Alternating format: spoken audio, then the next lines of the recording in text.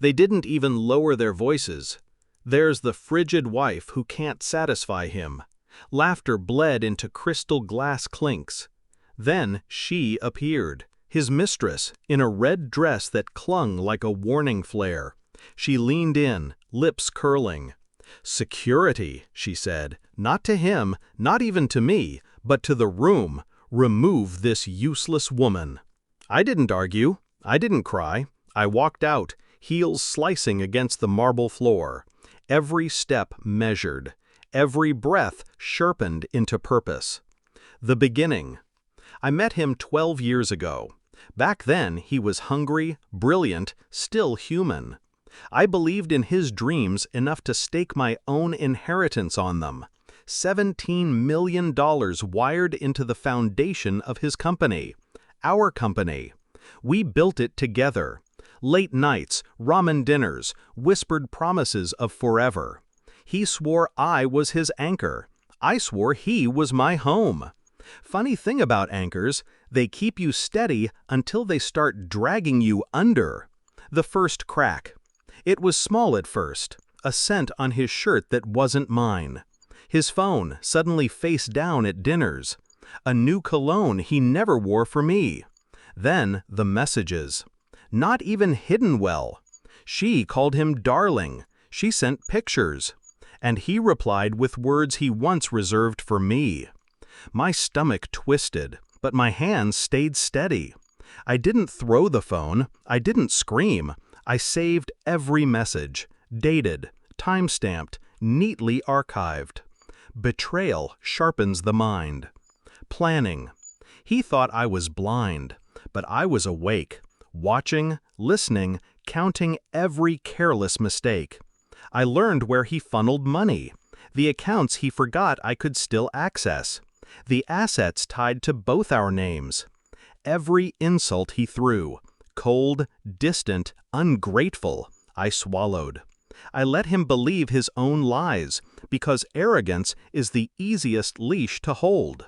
I smiled at his mistress when I ran into her once at a cafe. She smirked like she'd won. I ordered tea. I stirred sugar. I imagined stirring cyanide. And then I left without saying a word. Patience is the sharpest blade. The party. When she sneered at me in front of his entire board, I realized the stage was ready. So I left quietly. I went home. I opened my laptop. One by one, I cut the threads holding him up.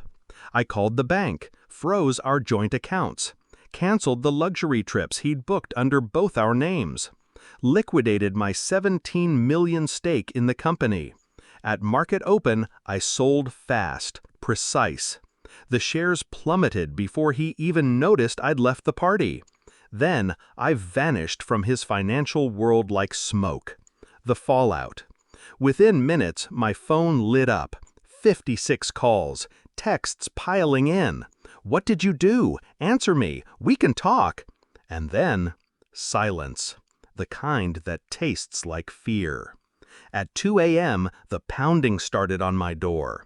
His face, when I opened it, was a portrait worth framing. Sweat, panic, disbelief. "You ruined me," he hissed. "No," I said, voice calm as glass. "You did that when you thought I was furniture." The confrontation. He tried pleading first. Promises, tears, even dropped to his knees. The man who once boasted about conquering markets was begging in my hallway like a child who'd lost his toy. Then came the threats. "You'll regret this. I'll take everything." I almost laughed. He hadn't yet realized I'd already taken it all. The accounts? Closed. The house? In my name. The evidence of his affair? In a lawyer's hands, packaged neatly for divorce court and the board of directors who'd heard his mistress call me useless. "Check your email," I told him. He did, and the color drained from his face as he read the documentation I'd sent to every board member. Proof of his embezzlement, his infidelity, the mistress he'd paraded like a trophy. The empire he thought he built stood on my foundation, And I'd just pulled out the cornerstone. The payoff. He didn't speak after that. Just deflated. A balloon punctured mid-air. I closed the door on him. The pounding didn't resume. He knew better now. This morning, headlines bloomed across every outlet. CEO under fire after wife withdraws support, company shares crash. Investors are fleeing. His mistress, I hear, has already vanished, red dress trailing out of town like smoke.